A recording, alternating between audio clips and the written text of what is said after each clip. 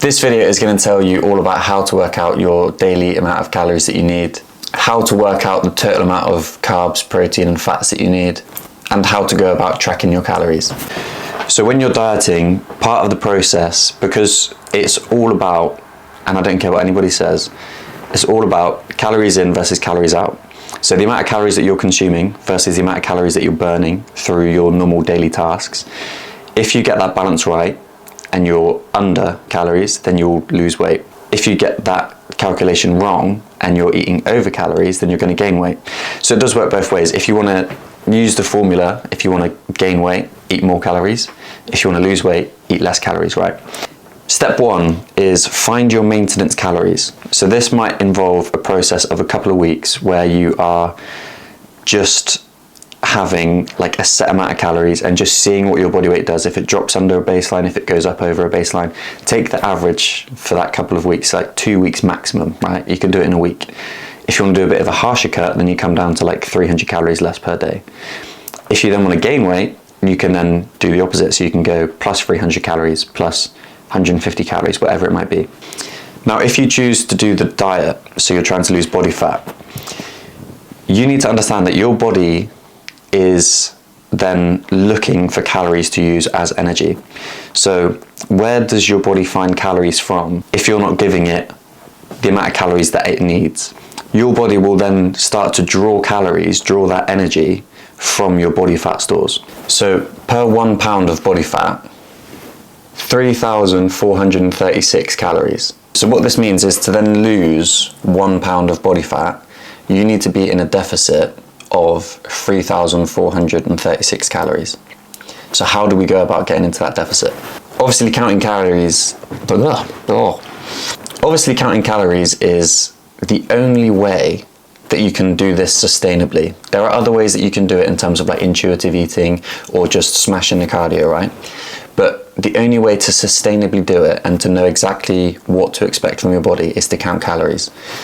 Now, we have some tools that we can use to help with this. The first one, weighing scales. So when I first started training 7 years ago, I bought a set of food weighing scales and they lasted me for 7 years.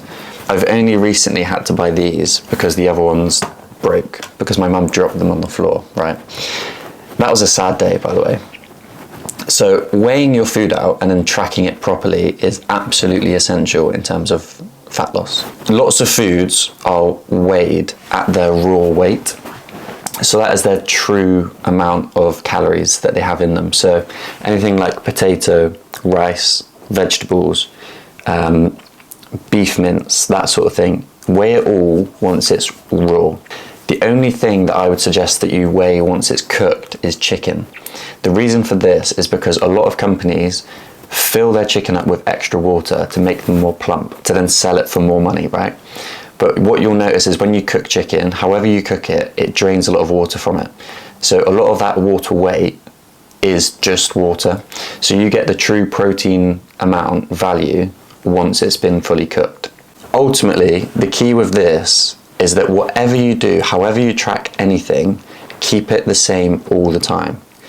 So if you want to track your beef mince as cooked weight, then you need to do the same every single time. But I would suggest, obviously, everything is tracked as raw weight and weighed as raw weight, apart from chicken. By tracking it the same way every time, you know that it is like a reliable source of information. You know that it's always going to be accurate to what you've been doing before. If you start to mess around with like, oh, today I'm going to weigh my potatoes cooked, or today I'm going to weigh them raw, like that's not going to give you the same result every single time. To then break down the calories that you are eating, you're going to be making it up with fats, protein and carbohydrates. Those are the 3 macronutrients. Those are the 3 things that have caloric values apart from alcohol as well. Now, how do we set this up in terms of knowing how much of each one of those things to have?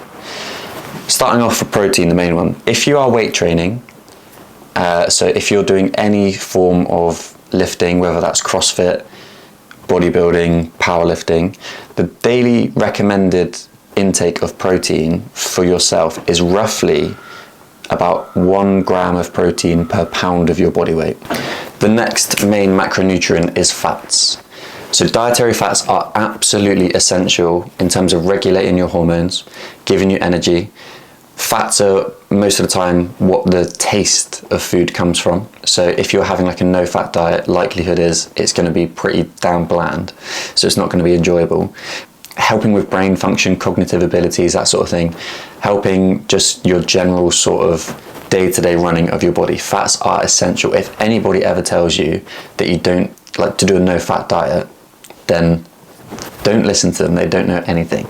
Now, the amount of fats will vary depending on whether you are male or female, and this is in my opinion. So females, obviously with your menstruation cycle, periods, that sort of thing, and obviously to regulate your hormones, I would put you a little bit higher than what I would put the men on.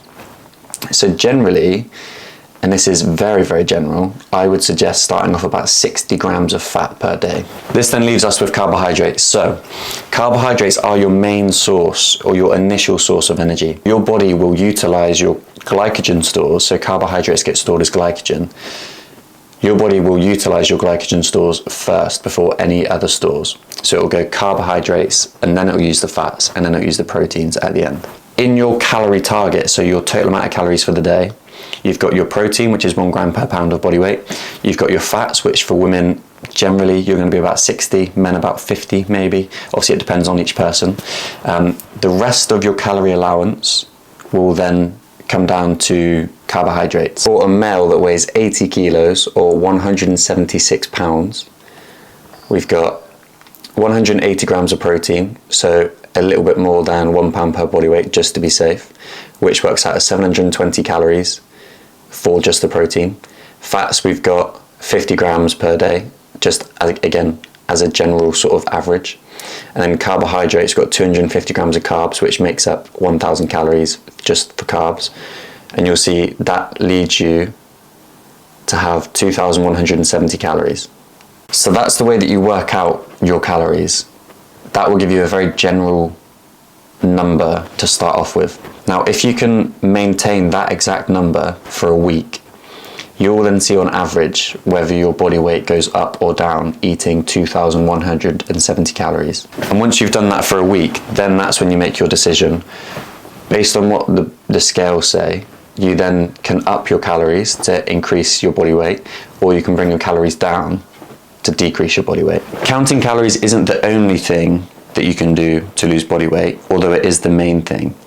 And so what you also want to be doing is making sure that you're training, making sure you're getting some steps in, doing some cardio if you need to. All those things are going to help to burn calories. So the more of those things that you're doing, the more calories you're going to burn. So the more of those things that you're doing, then the more calories you're able to eat while maintaining the same physique. There are other things that play a factor. So how manual is your job? Do you sit at a desk, or are you a labourer? Do you have a lot of like energy burning throughout the day?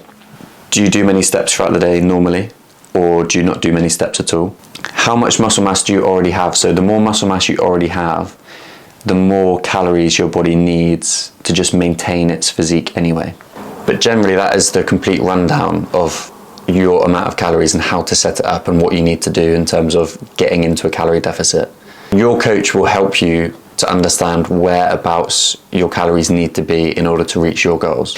If you're interested in finding out the best amount of calories for you to be eating in order to help reach your goals, then give me a message and I can help with a consultation.